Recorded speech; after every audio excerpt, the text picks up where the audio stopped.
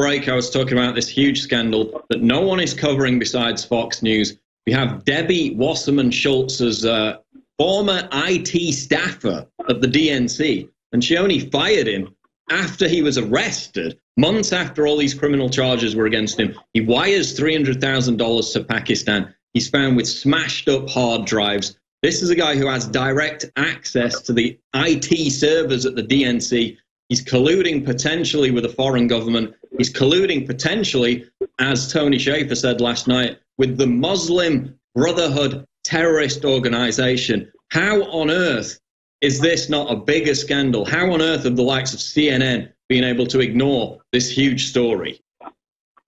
You're absolutely right, Paul. It's extraordinary. In fact, it's even slightly worse than you depicted it. After the Capitol Hill police launched their investigation into these two Pakistani brothers, Deborah Wasserman Schultz changed their classification from consultants to employees of the House of Representatives to ensure that they would continue to have access to the House of Representatives computer system. So she has abetted whatever they were up to. She refuses to take questions. She berated the Capitol Hill police chief for launching the investigation, demanding a return of the hard drives from her office. Interestingly, she also introduced these two brothers to 19 other Democratic members of Congress who then opened their IT contracts to them, meaning that they burrowed deep into the Democratic caucus, getting access to all of that information, including, obviously, financial information, because the Capitol Hill police investigation was a bank fraud, a electronic wire theft investigation. But where is the Washington Post? Where is the New York Times? Where is CNN? This is as if it didn't even happen. Fortunately, it appears Republicans will nominate Carla Spalding, Asian-American Republican woman who is a registered nurse, has a master's degree, a single mother with 3 children, very attractive, very articulate, Liberty Republican. And like the race against Maxine Waters, this is going to be about corruption rather than ideology. Now, I want to talk about the whole Scaramucci controversy which arose last night out of this New Yorker magazine interview. Claims flying on both sides that it should have been off the record. Of course, the New Yorker writer says it was on the record. With Scaramucci throwing shade at Bannon, you've got this kind of three-way would-be cage match going on between Bannon, Reince Priebus, and Scaramucci. You've got Breitbart siding with Jeff Sessions, siding against Scaramucci. Where do you see the breakdown? Is this going to split Trump's base? What's going on with this clash of personalities right now? Well, at 2 p.m. today, I'm going to have an exclusive report for InfoWars breaking this down in even greater detail because, in all honesty, Paul, the situation changes literally by the minute. But so our listeners can understand the battle lines, this is really a two-way fight.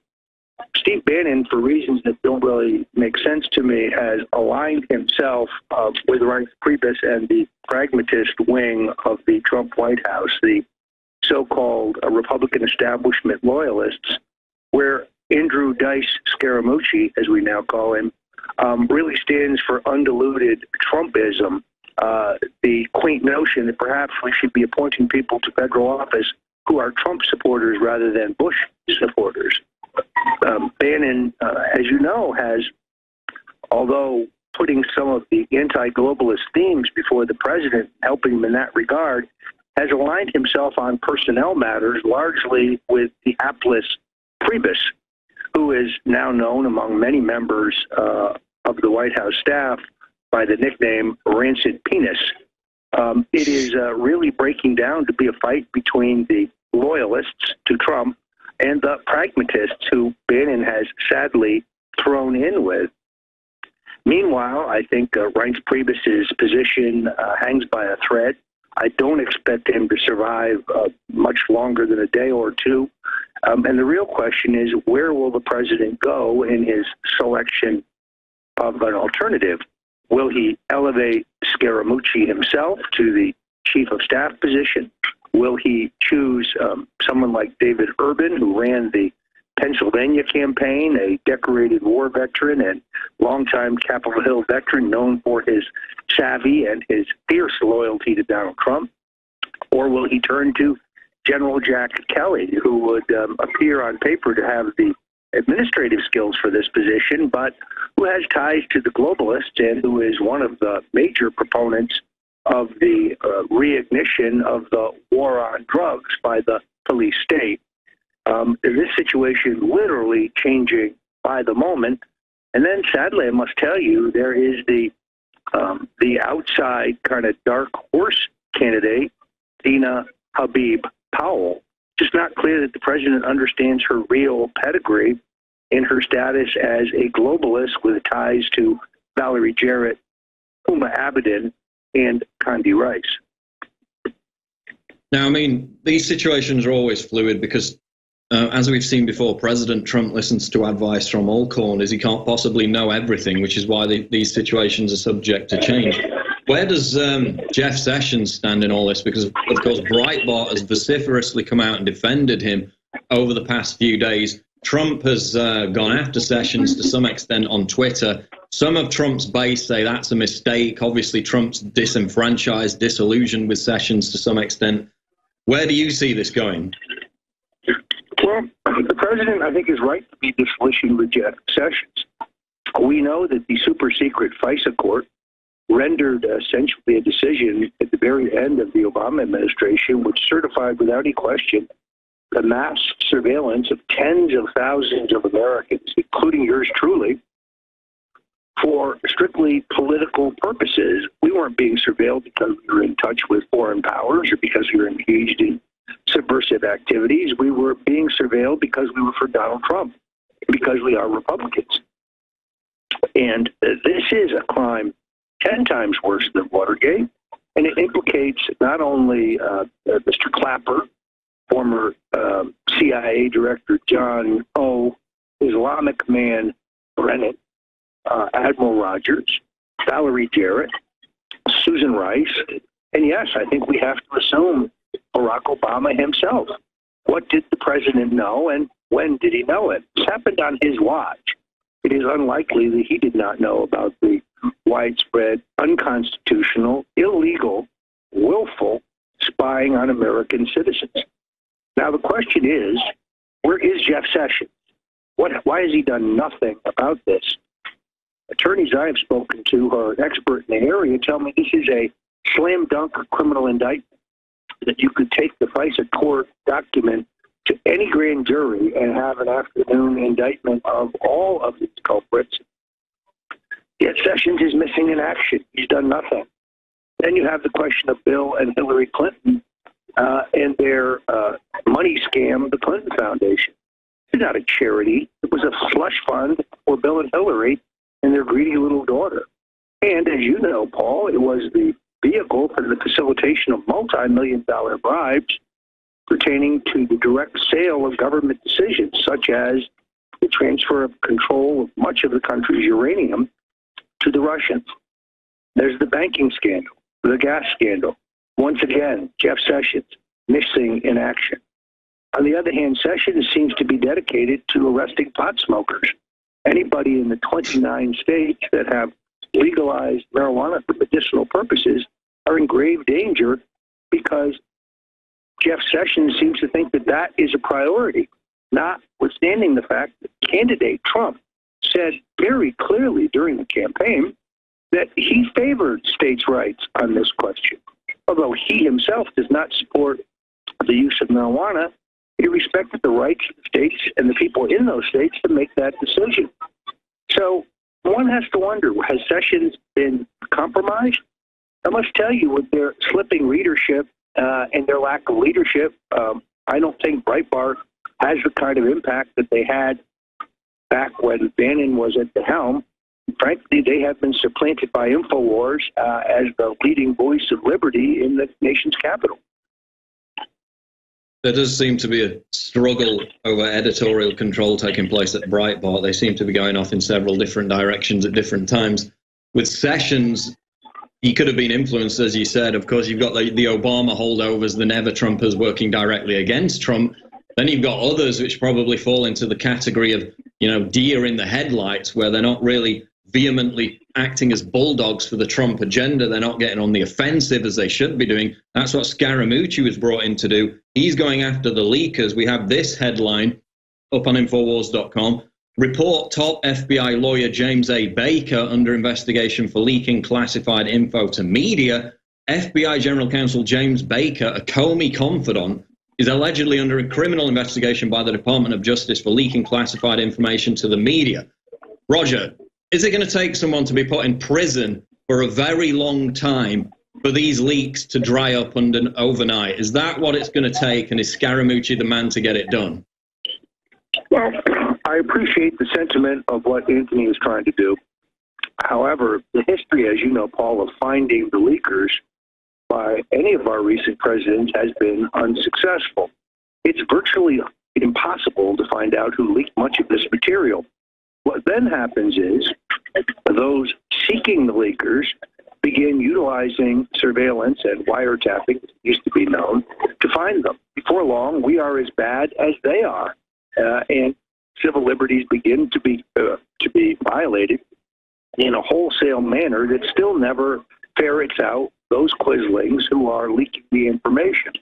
Far better, it seems to me, for Sessions to focus on the prosecution of those involved in the Obama surveillance, as well as the Clinton Foundation. Nothing would destabilize the left more than throwing Barack Obama in prison where he belongs. Nothing would destabilize the left more than the federal marshals kicking in the doors at 5 a.m. to arrest Jarrett, Rogers, Clapper, Brennan, et al. This is really the answer, in my view, to getting off of defense, getting on offense, and bringing the fight to the radical left. Now, in the meantime, I have learned, and I will expand upon this, that Rod Rosenstein, the Deputy Attorney General, who on his own volition appointed Robert Mueller a special prosecutor, a special counsel in this case, when no one was clamoring for a special counsel, and when, more importantly, there was no evidence of a crime to have a special counsel investigate. So it seems that Robert Mueller's job is to find a crime where none exists as a pretext for the removal of Donald Trump. Where, you may ask, did Mr. Rosenstein come from? How did he get to the Trump Justice Department, given his background as a Bush-Clinton operative?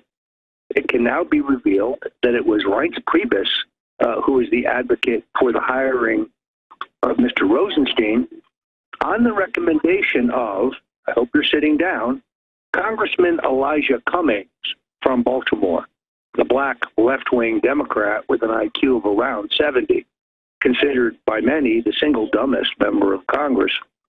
He doesn't seem to be sure where Russia is, never mind the United States. Now, why, during the transition, would Priebus take a recommendation from Elijah Cummings? It makes no sense whatsoever. Cummings is among the president's most virulent critics, yet that is Rosenstein's patron in this administration. Someone has to question what Mr. Priebus could have been thinking of. So you're saying that the appointment of Mueller links directly back to Priebus, and that he potentially knew that by appointing Mueller, this special investigation would lead to the attempted impeachment of Donald Trump, and that the never-Trumpers, the traitors inside the administration, knew that from the very beginning, and that they were potentially behind it? Well, at a minimum, it's clear that the appointment of Rosenstein tracks directly back to Reince Priebus. Now, it's impossible, of course, for Priebus to know everything. Perhaps he didn't know that Rosenstein would take the opportunity of Jeff Sessions' recusal to appoint a special prosecutor whose only intent is to take Donald Trump down.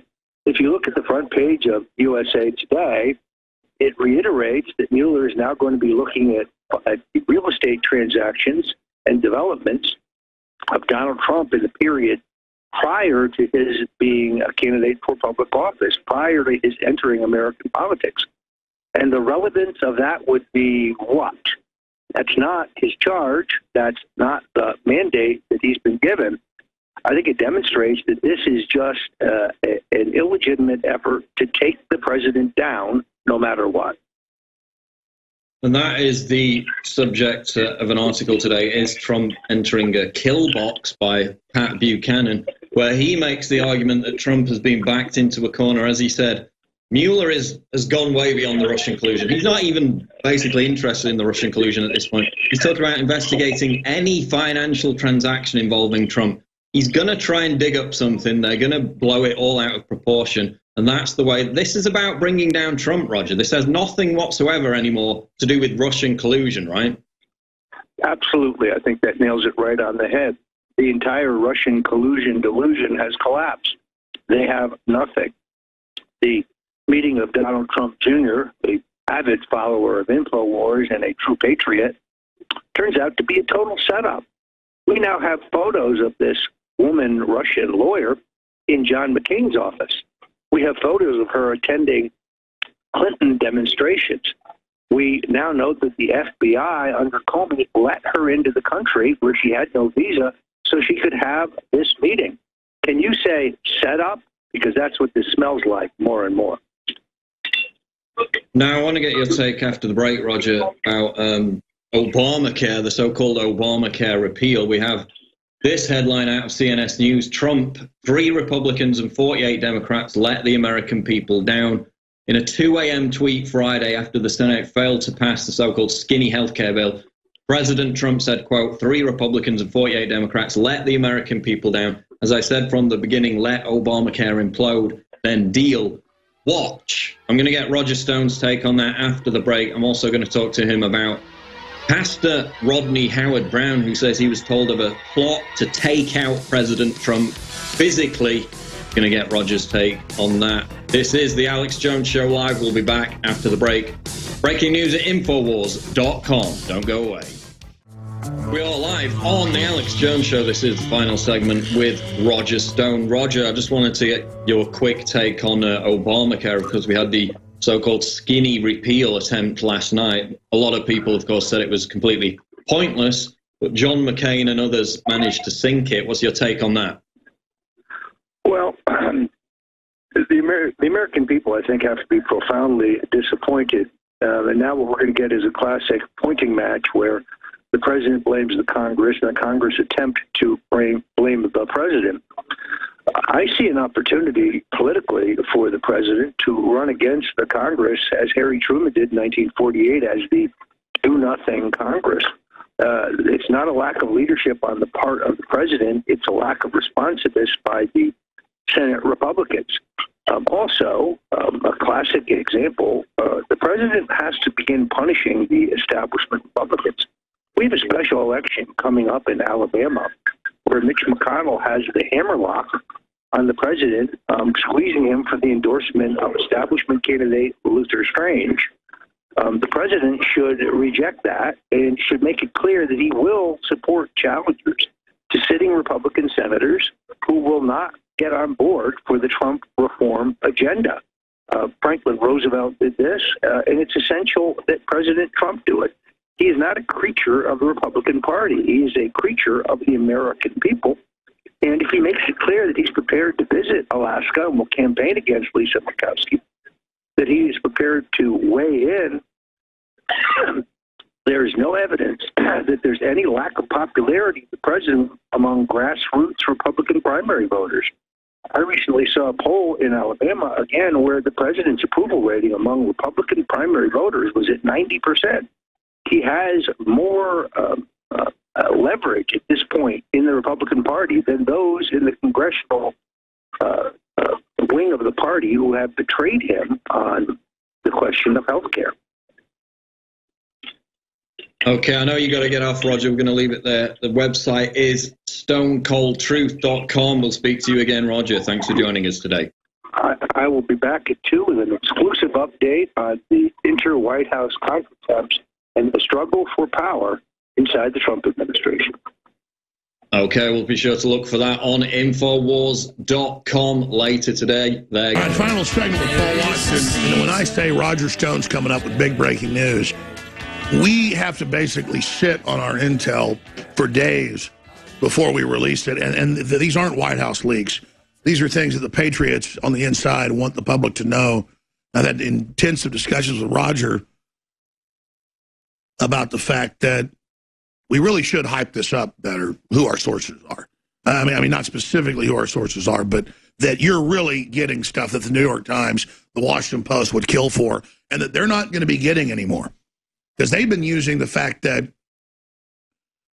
they have some people on the inside, Reince Priebus is caught red-handed, to leak stuff to then spin or twist what the info is. You're getting directly what's going on. And, I mean, just like I told you 6 months ago, Scaramucci couldn't get in to see the president, even though the president wanted him as a top advisor. And Reince Priebus would walk in and say, well, the president wants you to resign, leave. And then he called up some certain people, and they said, no, it's all bull, wait, and want to talk to Trump. Just don't leave. You haven't been given a letter. And then Trump got really mad and said, you're kidding. You're kidding. I didn't tell you to be fired. And so that's why 6 months later, Trump wanted him at the top billing as his own group communications director, and Priebus came in with a new letter saying that he was under Priebus, and Trump got really upset. But again, we'll see how far Roger goes with all this, because I have some other sources as well. You know, Cernovich has some great sources, but this is high level. High level. I mean, just like we told you, Trump wasn't going to have boots on the ground to take out Assad, and 3 days later he said that word for word. I mean, this is coming from high up, and it's important to know. But it's very humbling, too, to realize these are just people like us. I mean, there's not a bunch of Machiavellian stuff going on with Trump. He's really, the 3D chess is not 3D chess, folks. He's just trying to do the right thing, trying to do common sense economic things we know work and cultural things we know work. He's not doing all the weird scheming that normally goes on. That's the big secret, is it isn't 3D chess. He's going back to common sense stuff that always worked, that was thousands of years of 3D learning. So it seems super advanced and wild and whoa. It's called just having integrity. Paul Watson, what do you say to that? No, that's exactly it, Alex. And, you know, Scaramucci's being put in to root out the leakers. That's why the media hates him, because if he does his job, it's game over for them. He's cut it off at the source. That's why they're now leaking on him and trying to bring him down. But again, that's why they hate him. Then on the flip side, you got this huge scandal with the DNC and Wasserman Schultz. They're blacklisting that. That is absolutely massive. Foreign collusion with a terrorist organization, proof, and they're not talking about that. That's a collusion story which you actually have evidence for. They're doing everything they can to bury it, Alex. Paul, getting back to the cultural stuff, you were making the point that it's meant to erase history and make it okay to just absolutely get rid of Western culture. That's the third world invasion, not bring folks in to then assimilate and create a great melting pot. We all like different cultures, a mix of things, make, you know, a lot of diverse food, clothing, literature, you name it. I like a foreign film as much as anybody, or a foreign meal. But it's meaning get rid of our culture and then let the corporatists manipulate that. And that's really the issue, is destroying Western culture, not just getting us to run up the white flag. That's why we've got to fight it and say, hey, especially to the so-called minorities, don't you see the manipulation? They're trying to make sure you don't have a birthright of being in a free, open society. Why'd you try to get here? And then why are you trying to dynamite it once you get here? No, that's it, Alex. The West is the most open, tolerant, non-racist country. I mean, Britain, absolutely tolerant of everybody, yet we still get demonized as bigoted, as racist. They're trying to rewrite history to, again, take our birthright away from us, as you said, literally saying that women in hijabs are a good depiction of Victorian-era Britain. They actually said that in a national newspaper and said that I got owned for saying something else. Absolutely incredible, Alex. That's right. They just say you got owned for being right, for being on target. Congress saying I got owned for saying there's an attempted coup against the president, which they now admit there is. For being totally on target and first, I'm bad. Great job, Paul. Welcome. I'm Roger Stone, and you're here on the Alex Jones Show at InfoWars. Big contretemps in Washington, D.C. as a power struggle clearly ensues. inside the Trump administration. And where the president stands is the crucial question. We have seen the rise of Anthony Scaramucci, an unabashed Trump loyalist who's taking on the mainstream media and taking on the Republican National Committee quislings who infect the Trump White House. For reasons that are hard to understand, the nationalist Steve Bannon, formerly associated with Breitbart.com, has aligned himself with the so-called pragmatists. Yes, as we revealed exclusively at InfoWars only hours ago, it was Reince Priebus who is responsible for the appointment of Rod Rosenstein, the man who, acting on his own, appointed special counsel Robert Mueller, whose job is to be an executioner of Donald J. Trump.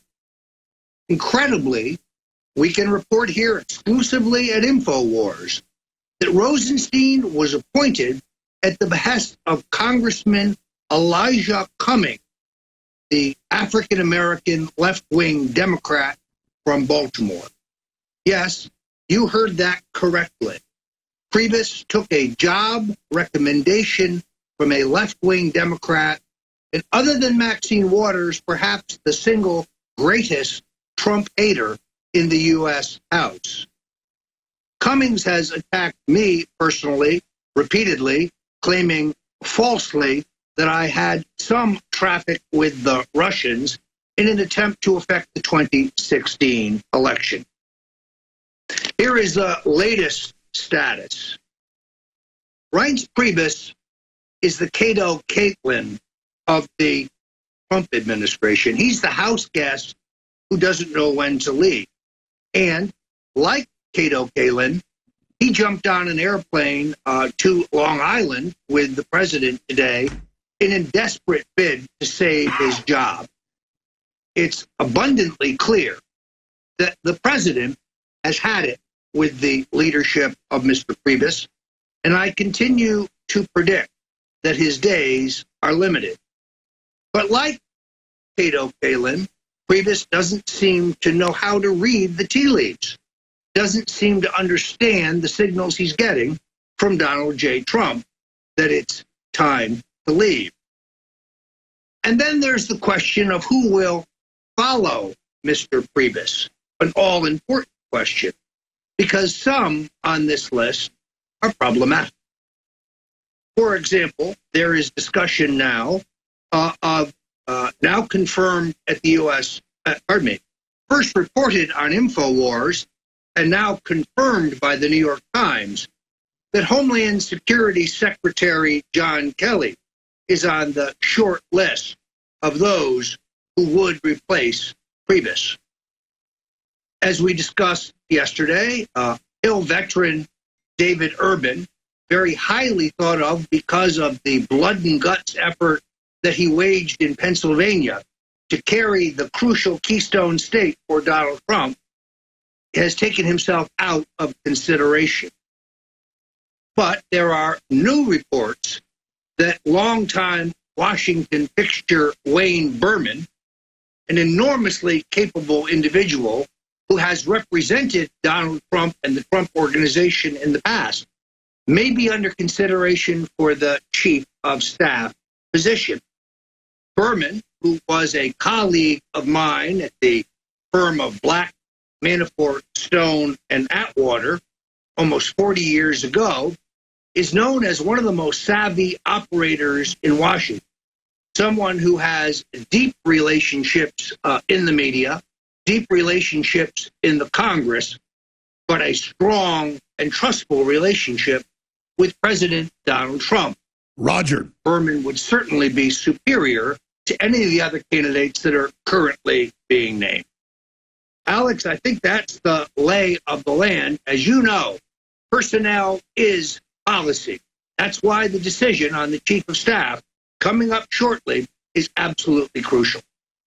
Well, I'm going to be riveted via the InfoWars iPhone free app while I'm here with my family in the next 45 minutes that you have left transmitting here.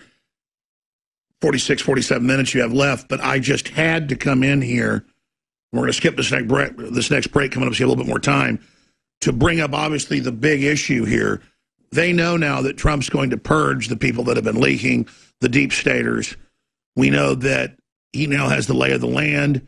We understand that now even Fox News has intensified their attacks on Trump, their backhanded attacks. They're desperate, and they've now signaled, going back 3 weeks ago internally, but now publicly, that they are preparing to go after Trump physically. And the Secret Service has visited the Pastor Brown, who met with the president, and also senior members of Congress who discussed the plan to overthrow the president violently. He has now confirmed that indeed his congressional source said the plan is to violently overthrow the president. Well, the Secret Service came to him and demanded his source in Congress. He said, you have to subpoena me. But why would you do that if you're the Secret Service? You have globalists on television all over the place saying overthrow the president violently. You have the former CIA director with the former head of national intelligence. You have Brennan and Clapper on the Aspen Institute TV program hosted by Wolf Blitzer saying a physical overthrow is coming outside of impeachment. We're going to remove him. You've got Atlantic Monthly calling for it. You've got it being discussed and shopped around at the Pentagon by former Obama appointees that are high level. You've got all this unfolding. And then you've got Al Gore going on the Late Late Show 2 nights ago and saying, don't worry, he's going to be removed in the next few months, and a big constitutional crisis is coming, and everybody's got to just come together and sit down and take it when it happens.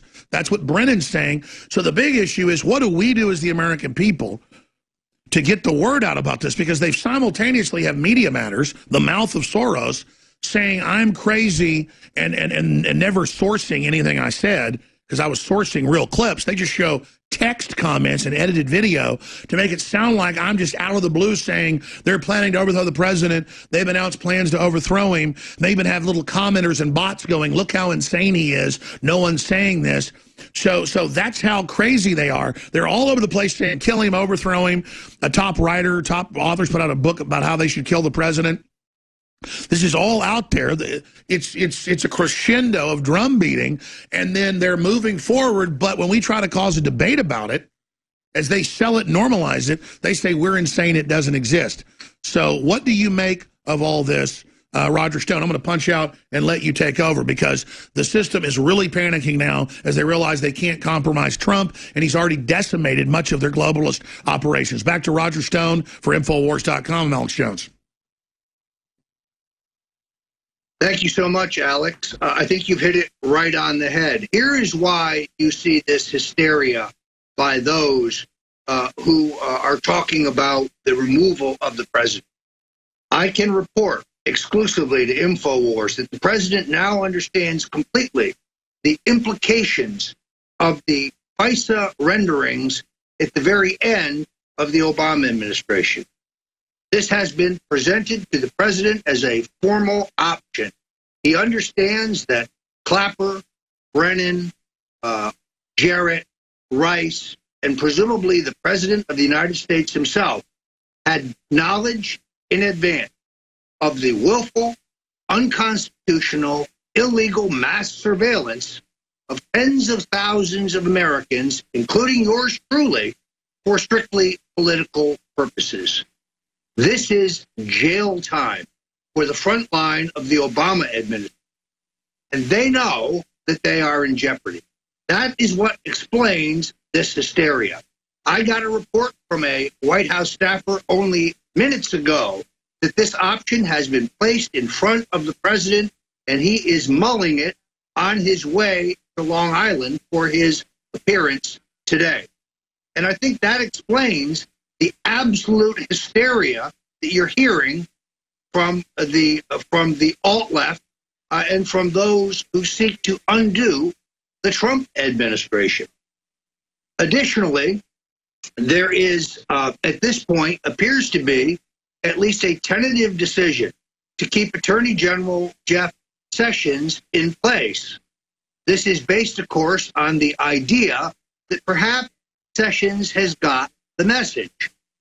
Now, as we know from history, efforts to root out the leakers by the last 4 presidents have been notably unsuccessful. The announcement by the Attorney General that he would now pursue a probe into the leakers is largely, sadly, a waste of time. In fact, we know that a far more effective approach against the left would be the indictment of the Obama front line, his national security team, for the aforementioned surveillance, at the same time going after Bill and Hillary Clinton and their associates for the thievery at the Clinton Foundation. That is the double whammy that the left feared. That is the double whammy that could leave 2 presidents incarcerated. That's why the hysteria. It's very interesting to watch the criminal enterprise that is Media Matters for America.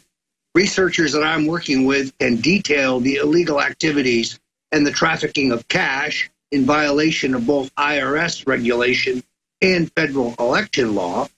And when they begin attacking us, as they began 2 days ago, attacking me over my exposure of the role of John McCain in the Fusion GPS phony Russian dossier scandal, which seems to get more and more serious by the moment. We learn every week that the woman lawyer who met with Don Trump Jr.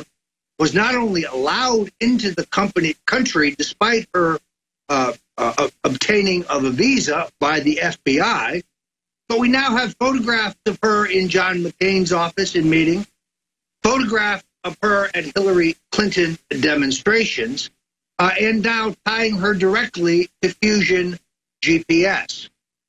The president yesterday tweeted regarding FBI Director McCabe, or I should say, acting FBI Director McCabe. Not only did McCabe's wife receive $700,000 for a state Senate race, courtesy of Bill and Hillary Clinton, essentially money laundered through Virginia Governor Terry McAuliffe, but more importantly, McCabe authorized the use of $50,000 of our tax dollars for an effort to obtain the phony dossier that was invented by Operative Chris Steele in an effort to smear the president, accusing him of sexual improprieties in Moscow many years ago, a charge that has been completely and totally debunked, a charge that is fake, but was designed to destroy the president. When I pointed out John McCain's role in getting the document picked up in Europe and brought to the United States, that got me the vilification of Media Matters. What these clowns don't understand is that I wear their attacks on me like a badge of honor, because they would not be attacking me but for my effectiveness. And the reason that they attack InfoWars and they attack you, Alex Jones, is for the same reason, because we are the tip of the spear. We are the ongoing effort to take out the globalists and help Donald Trump assert his agenda for real reform. This is not a bad time to ask you once again to go to the InfoWars.com store and give us the support we need. You see, we don't have a deep-pocketed George Soros sitting in the background writing big checks to keep InfoWars on the air. We don't have super multinational corporations financing our operations here at InfoWars.com. We only have you, the American people, and we must count on you to go to the store and give us the support we need. It's a win-win, because there is no product that you can buy at InfoWars.com that will disappoint you. The Super Blue toothpaste is a favorite of mine and those in the Stone family. If you've ever seen my wife, Nidia, you know she has a gleaming white smile, and she attributes it to the Super Blue toothpaste. She believes, and she's used all the products you can find in a drugstore, She believes between that and the the entire line of oral care product available at the store, that she has found the very best dental product that you can find. And when you buy, you're not only getting the very best, with literally thousands of testimonials from satisfied customers, but you're also helping finance the fight for freedom, financing the fight for a free press, financing the fight for the First Amendment. So, friends, please take a moment, go to the store here at InfoWars.com and support us with any one of the selection of the fine products here.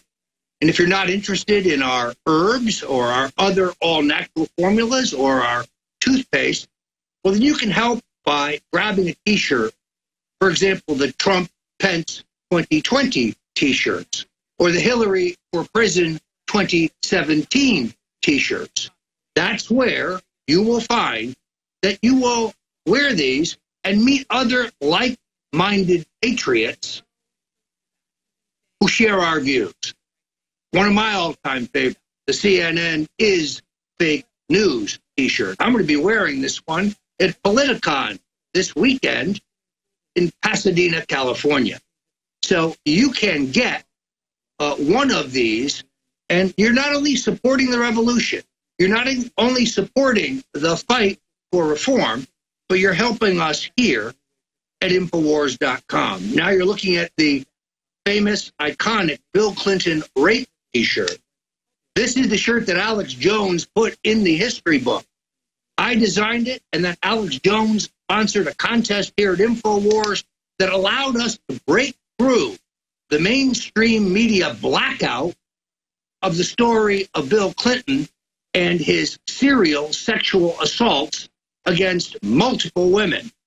You see, the mainstream media wanted to call this infidelities or indiscretion, but the American people know better.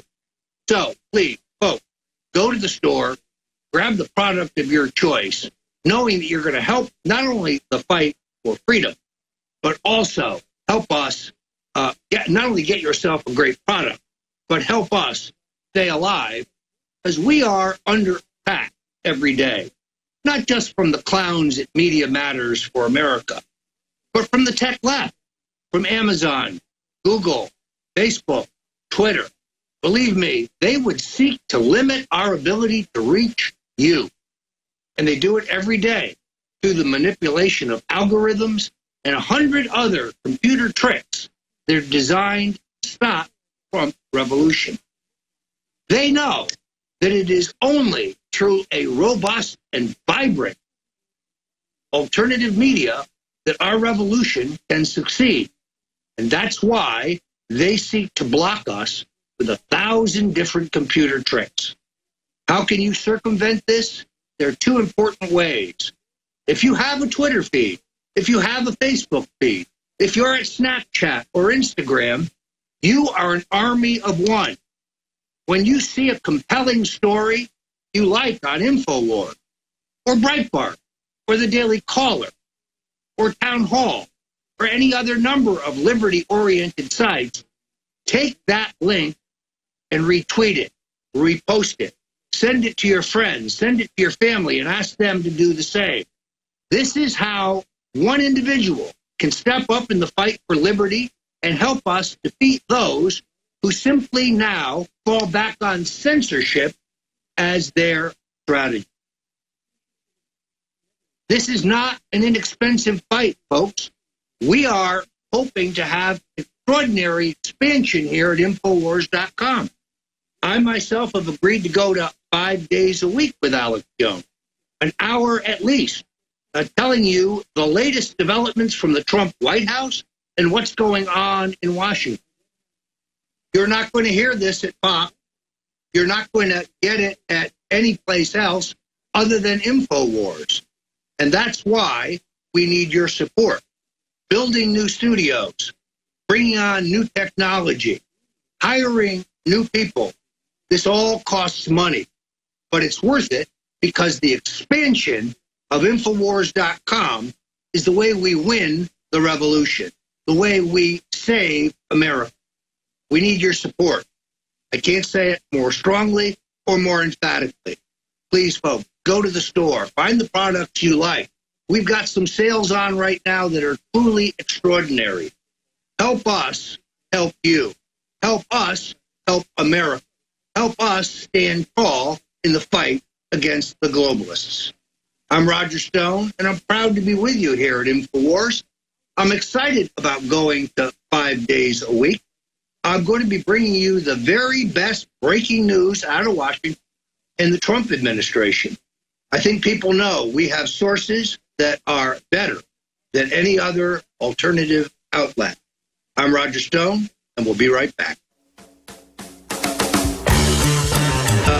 I am also going to report to you on the very latest on the Bundy trial going on in Nevada, where we last week were among the first call for a pardon for the Bundy ranchers and their supporters. The latest actions by the federal judge there will curl your ears. It's a complete denial of due process and an attempt to crush the spirit of those brave Americans who stood up against the Bureau of Land Management. Welcome back. I'm Roger Stone here at the InfoWars.com and the Alex Jones Show. Delighted to be with you. As I indicated in the last segment, incredible developments in the trial of the Bundy ranchers and their supporters in Nevada.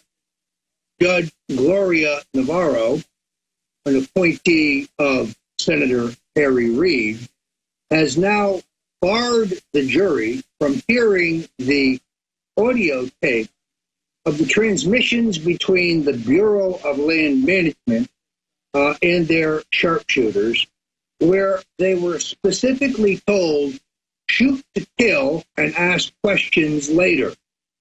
This precipitated snipers focusing on the Bundy children and the release of police dogs against members of the Bundy family. For those of you who are unfamiliar with what has transpired, the Bundy ranchers were the last family of ranchers farming, or I should say ranching, in Clark County, Nevada. And when they fell behind in their payments to the Bureau of Land Management, the government launched a Waco-like assault on the Bundy compound. And when other ranchers from across the West gathered in support of the Bundy, they were arrested, where they have now been denied either their First or Second Amendment rights. What's outrageous is the attempt by the government, and specifically by Judge Navarro, to deny the Bundys any legal defense. They're not allowed to argue their First Amendment rights. They're not allowed to argue their Second Amendment rights. They're not allowed to argue their right to free assembly. What is happening here is a disgrace. Let's cut to my speech in Nevada last week, where I called on the president to review this case and to pardon the Bundy in the name of justice and mercy. Let's see the video. I have known Donald Trump, the President of the United States, for 40 years. He is a just man. He is a decent man. He is an honest man. He is a compassionate man. He is a believer in the U.S. Constitution. He answers only to the American people, not to the two-party duopoly that has run this country into the ground.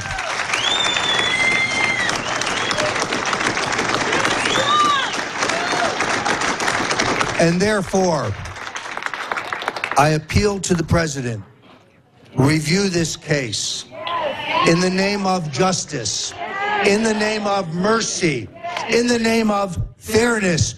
Pardon every member of the Bundy family and their supporters, and do it now. We will be posting a petition at InfoWars.com and at StoneColdTruth.com to the president, urging him to review this case and, in the act of mercy and justice, pardon these patriots. Let's be clear. We will not be silenced. We will not be intimidated. We will not be censored. We will not go away, and we will not shut up. We are in this fight to the end.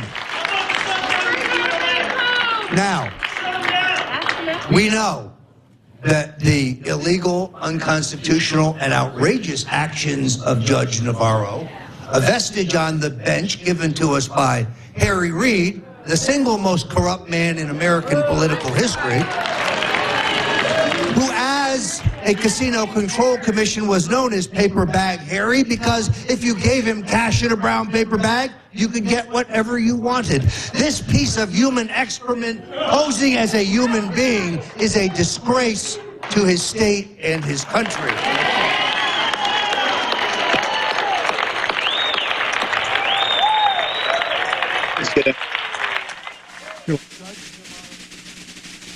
There you have it. It was my high privilege and honor to meet with members of the Bundy family, the wives, the daughters, the sisters, who are not incarcerated.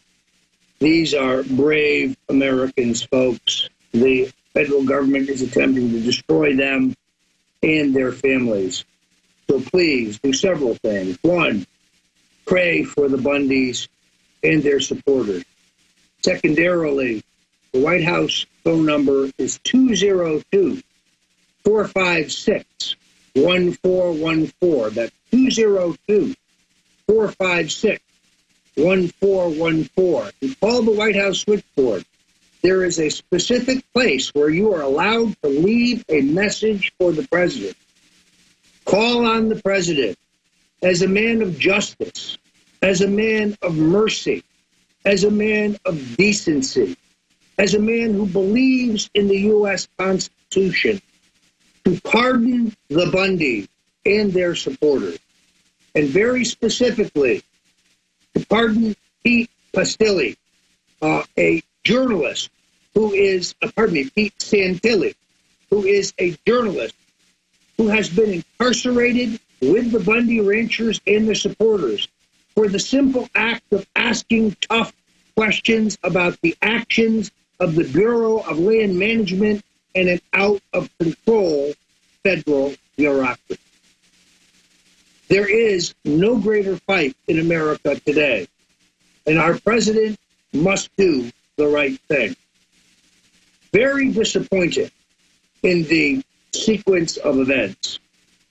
I know many people are unhappy with Attorney General Jeff Sessions, but only weeks ago, the Attorney General visited Nevada, where he gave an interview in which he praised the prosecution in the Bundy case.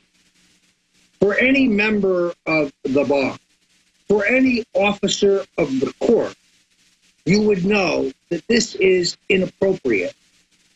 For the highest law enforcement official in the United States to give an opinion like that while the trial is ongoing can taint the outcome of the trial and can destroy any chance that the Bundys have of a fair trial under our constitutional system. Please, folks, pick up the phone. Call the White House. Let the president know where you stand. Appeal to him on the basis of justice and mercy. Many thanks. Now, let's take up the question of Attorney General Sessions. It's interesting that those in the media who were aghast at Jeff Sessions' appointment, who were praising the selection of Rod Rosenstein, the Bush-Clinton quisling who appointed Robert Mueller as an executioner of our president, are now unbelievably praising Jeff Sessions. Has Attorney General Sessions been compromised?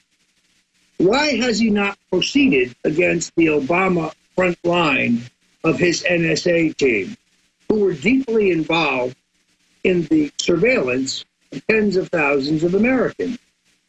It's not Alex Jones making this claim. It's not Roger Stone. It's not InfoWars.com. It's the U.S. FISA court.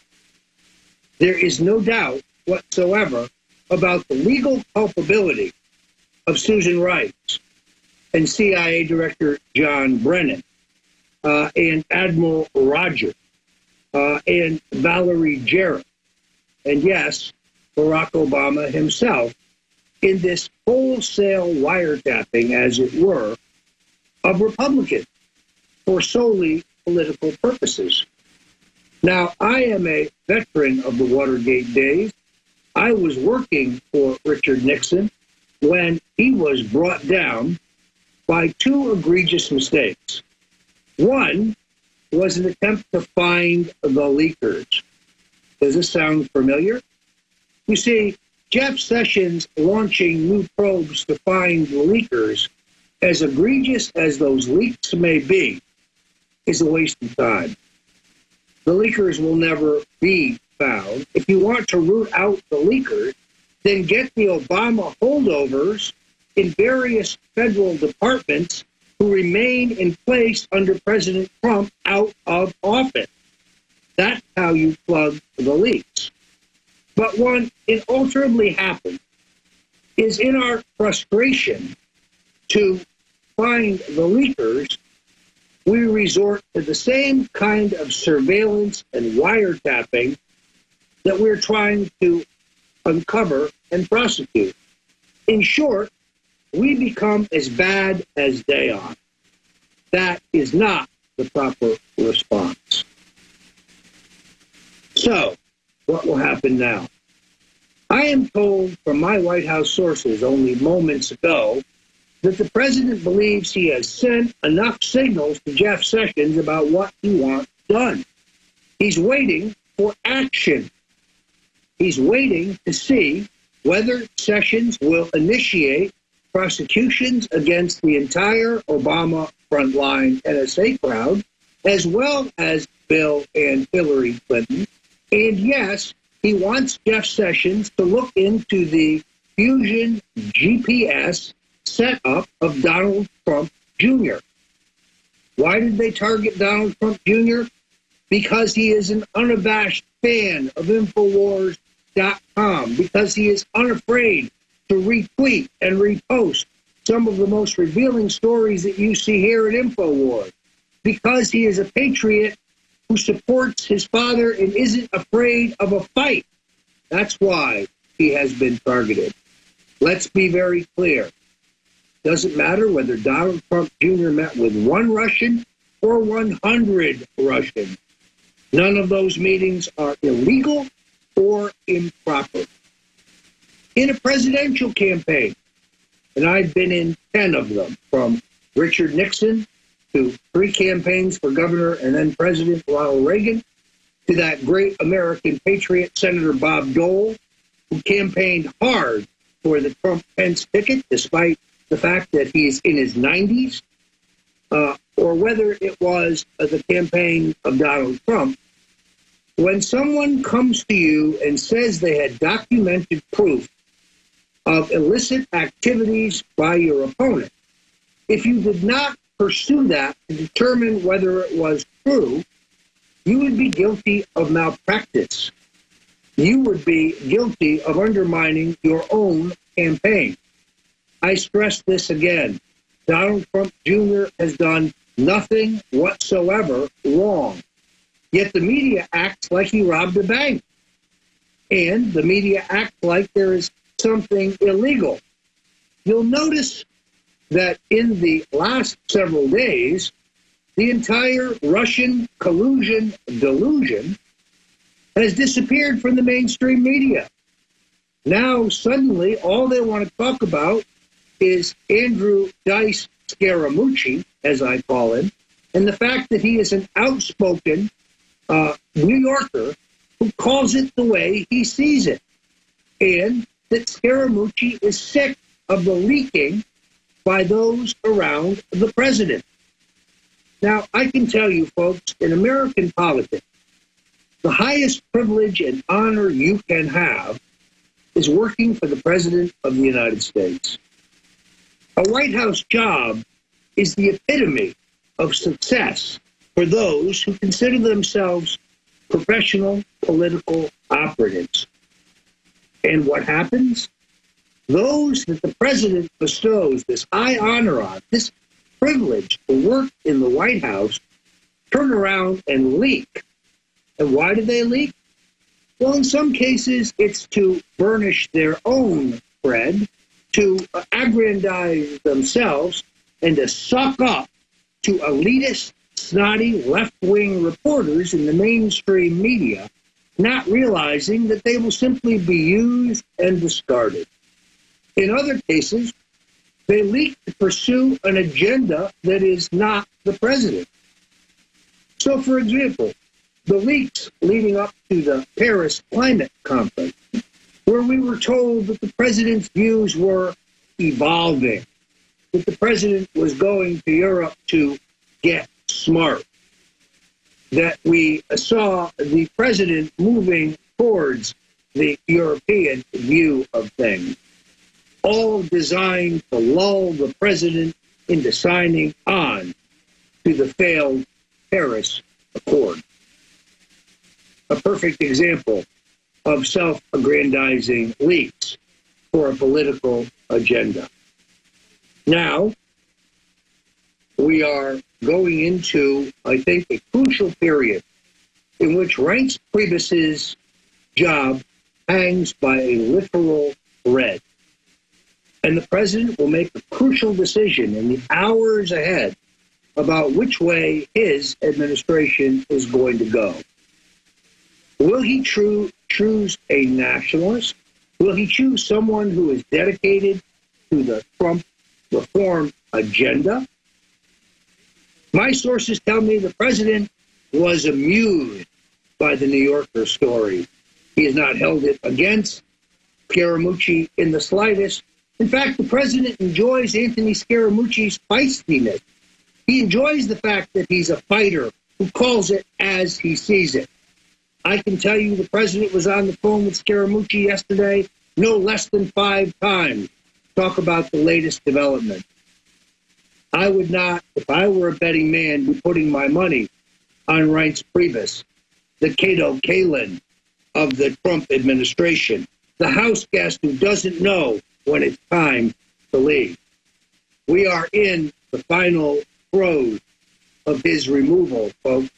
But will the president choose Gary Cohn, the former Goldman Sachs official who heads his economic policy, or Dina Habib Powell, the globalist Bushie inserted in the White House by Ivanka Trump? Or will he go with a patriot like Wayne Berman or David Urban? Only the president knows what he will do. But after 40 years of being a friend of Donald Trump, here's what I know. When the president has all the information, when he has all the facts, when he knows the truth of the situation, he almost inalterably will inevitably make the very best decision. My faith, my confidence, our future is in the hands of Donald Trump. I stand with the president. InfoWars listeners and viewers, don't lose the faith. We stand with the president. Hello, I'm Roger Stone, back on InfoWars and the Alex Jones Show. I can now tell you that my sources in Washington tell me that Reince Priebus will be replaced by Homeland Security Secretary John Kelly. Little is known about the views of Mr. Kelly other than on the narrow question of the war on drugs, in which Mr. Kelly would appear to be on the wrong side. But you are hearing on InfoWars.com, long before any other major mainstream media outlet, that Kelly will be the next White House Chief of Staff. Remember, you heard it here at InfoWars first. I also want you to know that the campaign of Omar Navarro challenging Maxine Waters in a district outside of Los Angeles, a race that was first identified by Owen Schroyer here at InfoWars as one of the most important in the country, is hosting a fundraiser on Monday night, July 31st, where I will be appearing with Mr. Navarro, who I believe is one of the most dynamic and exciting young candidates for Congress that I have ever met. Omar Navarro reminds me of a young, hungry Richard Nixon, and he is going to take down Maxine Waters in a very difficult fight, an uphill fight in a Democratic district. But you see, folks, the issue is not left-right. The issue is not liberal versus conservative or Republican versus Democrat, because Maxine Waters is one of the most corrupt members of the U.S. Congress. Maxine Waters used her influence to push the federal government to bail out a bank, but never revealed that she and her husband are shareholders in that bank or that her husband was on the board of the bank. Maxine Waters' campaign paid her daughter $600,000. For what? This is corruption. So, folks, come out and support us on Monday night, the 31st, at the Trump National Golf Club in Rancho Palos Verdes. Stand tall for Omar Navarro, the candidate first identified by Owen Schroyer. And yes, I'm ready to announce that I will be a strategic consultant to his campaign, paid the princely sum of $1 to help this fine, liberty-oriented young American beat one of the worst, most liberal, most corrupt Trump haters in the United States Congress. Show up at the Trump National Golf Club in Los Angeles in Rancho Palos Verdes, California. I'll see you there. We need your support. And folks, go to the InfoWars.com store where you can find the InfoWars Life BioMe Defense probiotic at 20% off. This is an incredible sale that I myself I'm going to take advantage of as soon as I get off the air and can find my credit card. Folks, we need your support at the InfoWars.com store. God bless you, God bless America, and victory or death.